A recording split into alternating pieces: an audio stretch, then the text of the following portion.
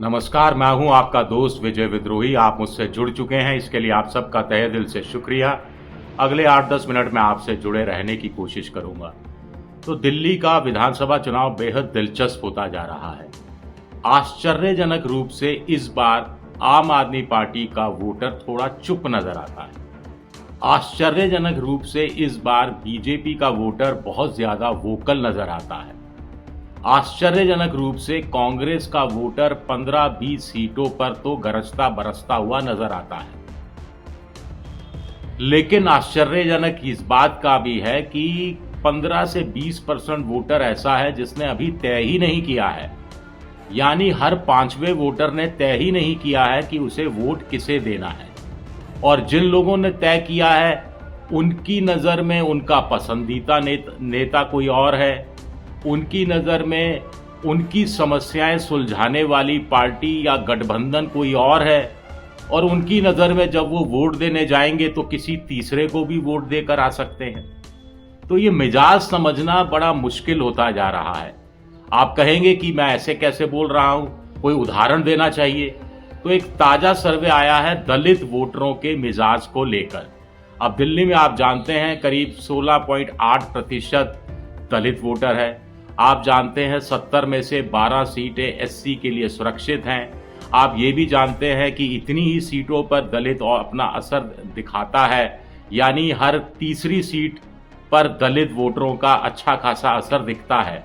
लेकिन दलित वोटरों से जब पूछा गया कि उनकी नज़र में सबसे बड़ा मुद्दा क्या है, तो कुल मिलाकर दलित वोटरों ने कहा कि महंगाई और बेरोजगारी। 82% ने कहा कि महंगाई और बेरोजगारी उनकी नज़र में सबसे बड़ा मुद्दा है। यानी जाति के हिसाब से वो वोट नहीं देंगे। चलिए मान लिया, अच्छी बात है। अब इनसे पूछा गया कि आपकी नज़र में कौन सा दल है जो आपकी समस्या बेहतर ढंग से पूरी कर सकता है। तो 38% कह रहे हैं कांग्रेस। 38% कह रहे हैं कि कांग्रेस पार्टी दलितों की समस्या सुलझा सकती है। 33% कह रहे हैं कि बीजेपी उनकी समस्या सुलझा सकती है। सिर्फ 18% कह रहे हैं कि आम आदमी पार्टी उनकी समस्या सुलझा सकती है। यानी साफ साफ 10 साल की केजरीवाल सरकार की एंटी इनकम्बेंसी और 10 साल की मोदी सरकार की एंटी इनकम्बेंसी कम से कम दलित वोटरों में नजर आती है। आप कहेंगे इसका मतलब कांग्रेस के बल्ले बल्ले। कांग्रेस को तो ये 12 सीटें जो सुरक्षित सीटें हैं उनमें जीतने में आसानी हो जाएगी। लेकिन ऐसा भी नहीं है। ऐसा किस लिए नहीं है? क्योंकि जब दलित वोटरों से पूछा गया कि आपकी नजर में सबसे अच्छा नेता कौन है, तो 38% ने कहा कि उनकी नजर में सबसे अच्छा नेता नरेंद्र मोदी है। इससे कुछ कम 33% ने कहा कि उनकी नजर में राहुल गांधी अच्छे नेता हैं। अरविंद केजरीवाल यहां भी पिछड़ गए।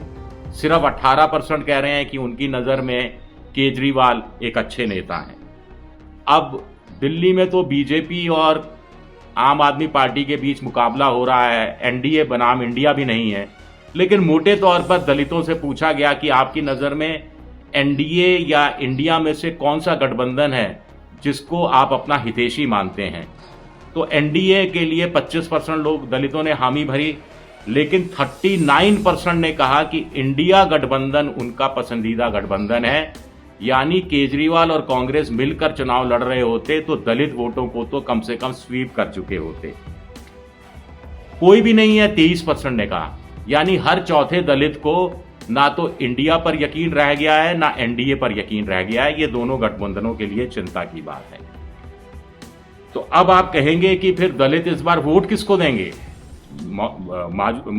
मौजूद सवाल है आपका। बिल्कुल 2020 में देखिए आम आदमी पार्टी को 53% दलितों का वोट मिला था। बीजेपी को 33% दलितों का वोट मिला था। कांग्रेस को 11% दलितों का वोट मिला था और अन्य के खाते में 3% वोट गया था। तो कुल मिलाकर दिल्ली के दलितों की नजर में अरविंद केजरीवाल के मुकाबले प्रधानमंत्री नरेंद्र मोदी और कांग्रेस के नेता राहुल गांधी ज्यादा भले, ज्यादा अच्छे नेता हैं। तो क्या वोट भी बीजेपी और कांग्रेस के खाते में दलितों का जाएगा? इसके बारे में बेहद दिलचस्प खुलासा मैं करूंगा। लेकिन पहले महिला दलितों की स्थिति जान लेते हैं। महिला दलित वोटरों से पूछा गया कि सबसे बड़ा मुद्दा क्या है, तो 31% ने कहा बेरोजगारी, 57% ने कहा महंगाई। यानी 88% महिला दलित वोटरों की नजर में महंगाई और बेरोजगारी मुख्य मुद्दा है। पूछा गया कि साहब कौन दूर कर सकता है इन समस्याओं को, तो बीजेपी 33%, आम आदमी पार्टी 26%, लेकिन कांग्रेस भी 30% दूर कर सकती है। फिर महिला वोटरों से पूछा गया कि आपकी नजर में दलित पसंदीदा आपका नेता कौन है, सबसे अच्छा नेता आप किसे मानते हैं। यहां मुकाबला बड़ा टक्कर का है, लेकिन राहुल गांधी ने बाजी मार ली। 33% महिला वोटरों ने कहा कि उनकी नजर में राहुल गांधी सबसे अच्छे नेता है। मोदी 31% लोगों की महिला वोटरों की नजर में अच्छे नेता है। और केजरीवाल जिन्होंने मुफ्त पानी दिया, मुफ्त बिजली दी, मुफ्त बस यात्रा करवाई और कई सालों से करवा रहे हैं, 30% महिला दलित वोटरों ने कहा कि उनकी नजर में अरविंद केजरीवाल अच्छे नेता हैं। अरविंद केजरीवाल के लिए थोड़ा सा झटका है, लेकिन आगे सुनिए। अब इन महिला वोटरों से पूछा गया कि कौन सा समय उनका सबसे अच्छा था। 25% ने कहा 2014 के बाद का समय उनके लिए अच्छा है, लेकिन 37% ने शीला दीक्षित की याद दिलाई कि 2014 से पहले का दौर उनके लिए अच्छा था। ना इस बार का अच्छा है ना पहला अच्छा था, 27% ने कहा।